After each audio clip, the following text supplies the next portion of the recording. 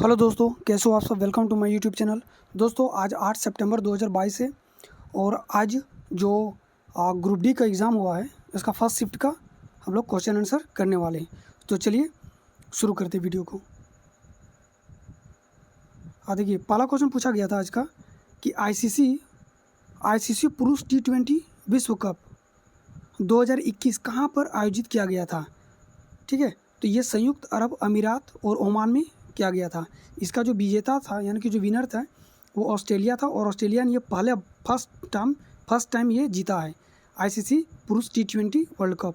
ठीक है, फाइनल में ऑस्ट्रेलिया ने न्यूजीलैंड को हराया था 8 विकेट से।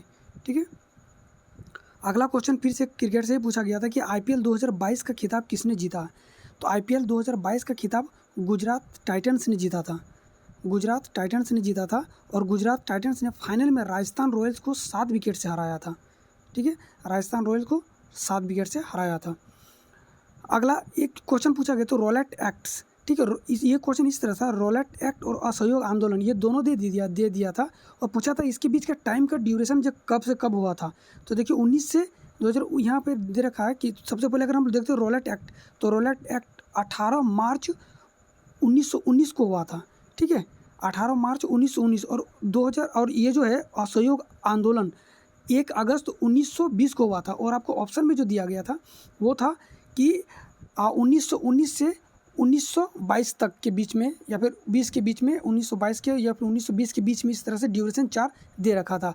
तो उसमें से जो आपका करेक्ट आंसर हो जाता कि 18 मार्च 1919 से लेकर के 1 अगस्त 1920 के बीच में हुआ था। तो ये जैसे कि बच्चों द्वारा बताया गया तो 19 से लेकर के 22 के बीच में बताया गया था कि इस तरह से आया था ऑप्शन में। तो यही आपका ऑप्शन हो जाता। फिर भी हम लोग इसको डिटेल से देख लेते हैं कि रॉलेट एक्ट, तो रॉलेट एक्ट 18 मार्च 1919 को भारत की ब्रिटिश सरकार द्वारा भारत में उभर रहे राष्ट्रीय आंदोलन को कुचलने के उद्देश्य से निर्मित हुआ था। रॉलेट एक्ट को काला कानून भी कहा जाता था। ठीक है, और ये कब से कब 18 मार्च 1919 में हुआ था। इसी तरह से असहयोग आंदोलन 1 अगस्त 1920 को औपचारिक रूप से शुरू किया गया था और बाद में आंदोलन का प्रस्ताव कांग्रेस के कलकत्ता अधिवेशन में 4 सितंबर 1920 को पारित हुआ। इसके बाद कांग्रेस ने इसे अपना औपचारिक आंदोलन स्वीकार कर लिया। ठीक है, तो ये इसका जो होगा 1900 आप लोग को जो जिस तरह से दे रखा था उसमें 1919 से लेकर के 1922 ये इसी बीच में होता कुछ आया था, तो वो आपका आंसर हो जाता। नेक्स्ट क्वेश्चन है कि निम्न में से कौन सा वेद गायन यानी कि संगीत से संबंधित है। देखिए गायन से सामवेद में गायन यानी कि संगीत को रखा गया है। ठीक है, अगला क्वेश्चन है कि 1950 के गणतंत्र दिवस के समय किस देश के राष्ट्रपति भारत के पहले मुख्य अतिथि के रूप में आए थे। जो 1950 में जो गणतंत्र दिवस यानी 26 जनवरी 1950 को भारत का मुख्य अतिथि कौन था, भारत के जो आए थे मुख्य अतिथि वो कौन थे, तो इंडोनेशिया के राष्ट्रपति सुकर्ने। ठीक है, अगला क्वेश्चन, गंगोत्री से कौन सी नदी निकलती है। ये क्वेश्चन इस तरह से था कि गंगोत्री से कौन सी नदी निकलती जो बाद में जाके मैली हो जाती है यानी कि दूषित हो जाती, प्रदूषित हो जाती, तो ये हो जाएगा गंगा नदी, इसका करेक्ट आंसर। फिर एक क्वेश्चन आया था कि ऑक्सीजन ऊपर जाके यानी कि जब ऑक्सीजन जब ऊपर जाता है जो भी लेयर है स्ट्रेटोस्फीयर जो है मेसोस्फीयर स्ट्रेटोस्फीयर, तो ऊपर में जब जाता है तो ये ऑक्सीजन जो है पराबैंगनी किरणों के इफेक्ट में आकर के ये क्या बना लेता है, तो ये ओजोन बना लेता है। ठीक है, ये ओजोन बना लेता है, इसका आंसर हो जाएगा ओजोन। उल्का पिंड के द्वारा निर्मित भारत का एकमात्र झील कौन सा है। तो देखिए उल्का पिंड के द्वारा जो भारत का एकमात्र झील कौन सा है, तो लोनार झील है जो महाराष्ट्र के बुल्ढाना जिले में स्थित है और ये खारे पानी का झील है। अनुच्छेद 100, देखिए अनुच्छेद से इस बार 3 से 4 क्वेश्चन दे रखा था, तो अनुच्छेद 112 पूछा गया था कि अनुच्छेद 112 का संबंध किससे, तो अनुच्छेद 112 यानी कि भारतीय संविधान के अनुच्छेद 112 में भारत के केंद्रीय बजट यानी कि वार्षिक बजट जो पेश किया जाता है, केंद्रीय बजट को वार्षिक वित्तीय विवरण के रूप में निर्देशित किया गया। ठीक है, यानी कि जो अभी जो बजट पेश किया जाता है उसको 112 में रखा गया है। फिर एक क्वेश्चन आया था कि भारत के नियंत्रण एवं महालेखा परीक्षक कैग को भारतीय संविधान के किस आर्टिकल में रखा गया? तो 148 में इस कैग को रखा गया है। अगला क्वेश्चन है अनुच्छेद 51 का ए के संबंध में कौन सा कथन सही है? तो 51 का ए जो है मौलिक कर्तव्य से संबंधित है। ठीक है, मौलिक कर्तव्यों से संबंधित है। फिर एक क्वेश्चन पूछा गया था साइंस से, फिजिक्स से पूछा गया था कि फोकल लेंथ दे रखा था आपको, कुछ भी गिवन दे रखा था, यानी कि वो गिवन था, दिया गया था। अब कितना था मुझे डेटा मालूम नहीं। अगर मान लेते हम कि अगर फोकल लेंथ 10 दे रखा है, then find the radius of curvature. देखिए रेडियस ऑफ कर्वेचर होता है तो फोकल लेंथ बराबर क्या होता है? रेडियस ऑफ कर्वेचर जो है, अगर आर पूछा गया, आर बराबर क्या हो जाएगा? इस फोकल लेंथ जो है, ठीक है, रेडियस ऑफ कर्वेचर पूछा है तो इसका 2 गुना हो जाएगा। देखिए होता क्या है, और ये किस में दे रखा था? अवतल दर्पण में दे रखा था। ये यहाँ पे होता है फोकस और यहाँ पे होता है सेंटर ऑफ कर्वेचर या फिर रेडियस ऑफ कर्वेचर। अगर ये फोकल लेंथ दे रखा, अगर फोकल लेंथ आपको 10 दे रखा और अगर ये पूछ दिया, अगर ये पूछेगा तो ये कितना हो जाएगा? इसका 2 गुना हो जाएगा। तो यहाँ पे फोकल लेंथ पूछा गया है, तो फोकल लेंथ पूछा गया, अगर 10 दे रखा है आपको तो ये हो जाएगा 20, क्योंकि ये उसका 2 गुना हो जाएगा। ठीक है, और अगर आप फोकल लेंथ दे रखा है, इसी तरह से अगर आपको सेंटर ऑफ कर्वेचर दे देता, अगर सेंटर ऑफ कर्वेचर दे देता, मान लेते हैं 20 दे देता, और अगर फोकस पूछता तो ये कितना हो जाता है? इसका आधा हो जाता है, यानी कि इसका हाफ कर देते हैं आप, तो इसका आधा आ जाता। ठीक है, आपतित किरण दे रखा था। फिर एक न्यूमेरिकल पूछा गया था कि आपतित किरण दे रखा था जिसका एंगल था 30 डिग्री।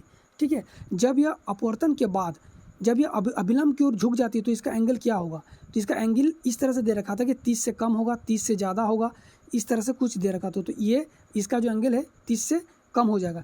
क्यों? क्योंकि ये जो रेयर से डेंस मीडियम में आ रहा है।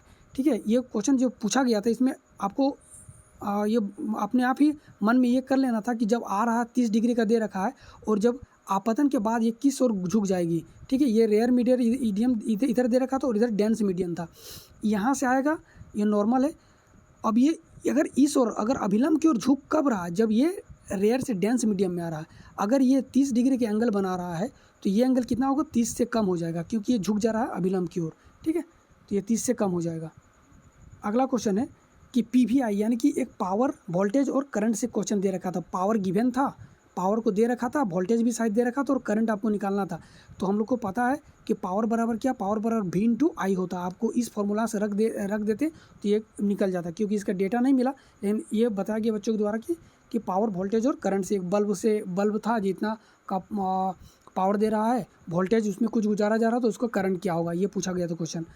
नेक्स्ट क्वेश्चन पूछा गया था कि pH वैल्यू दे रखा था कि pH वैल्यू 2.4 वाले क्या होगा? तो एक प्रबल अम्ल होता है, 2.4 वाले प्रबल अम्ल होता है। ठीक है, फिर एक क्वेश्चन था निम्न में से कौन सा उत्सर्जी अंग नहीं है?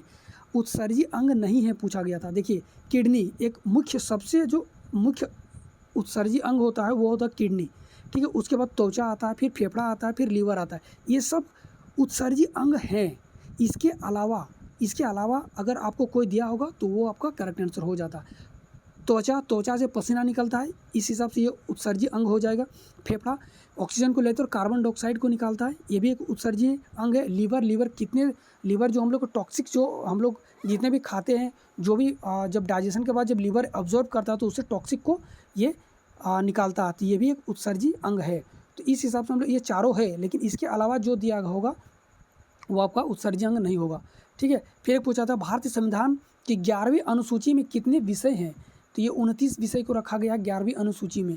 ठीक है, ये ग्राम पंचायत से संबंधित है। नेक्स्ट है कि धावन सोडा का प्रयोग निम्न में से किसमें नहीं किया जाता है? आपको 4 ऑप्शन दे रखा होगा, तो उसमें धावन सोडा का प्रयोग धावन सोडा का प्रयोग कहाँ कहाँ किया जाता है? कपड़ा धोने के लिए, पानी जो कठोर पानी उसको नॉर्मल वाटर में चेंज करने के लिए भी इसका यूज़ किया जाता है। इसका यूज़ किया जाता है साबुन बनाने में, इसका यूज़ किया जाता है कई सारे जगहों पे इसका यूज़ किया जाता है। तो आपको एक उसी से चूज़ करना था कि किस में नहीं किया जाता है। फिर पूछा गया था कि क्वेश्चन कि गर्भ निरोधक गोलियों किस तरह से काम करता है? गर्भ निरोधक गोलियां किस तरह से काम करता है? तो देखिए इसमें कई सारे ऑप्शन दे रखे हैं कि अंडाणु को मार देता है, ये शुक्राणुओं को मार देता है, ये जो है अंडाणु और जो अंडाणु जो बनता है, यानी कि जो अंडाणु जो बनता है, अंडा जो बनता है उसको रोक देता है, यानी कि वहाँ पे एक ब्लॉकेज क्रिएट कर देता है। इस तरह से कई सारा ऑप्शन दे रखा था। तो देखिए इसका जो है गर्भ निरोधक गोलियाँ डिम, यानी कि जो अंडाणु यानी कि जो ओव्यूम है उसको उत्पन्न होने से बंद कर दे, यानी कि ओवरी से जो अंडाणु निकलता है उसको बंद कर देता है। इसके साथ ही क्या क्या काम करता है, इसके साथ ही जो फेलोपियन ट्यूब है वहाँ पे एक लसलसा पदार्थ भर जाता उसमें आ जाता है, जिसके कारण जो स्पर्म आता है वो वहीं से चिपक के रह जाता है, अंडाणु तक नहीं पहुँच पाता है। ठीक है, तो ये सब इसमें होता है। तो आप लोग को ऑप्शन में क्या दिया था, आप लोग ये देख लीजिएगा। स्टार्च का प्रयोग पौधे कैसे करते हैं?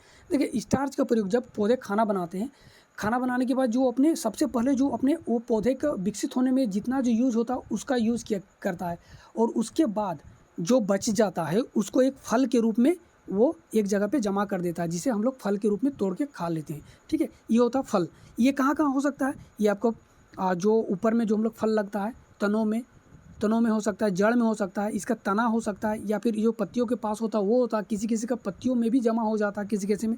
तो आप लोग को देखिए कि ऑप्शन में जिस तरह से दिया था वो आपका करेक्ट हो जाता।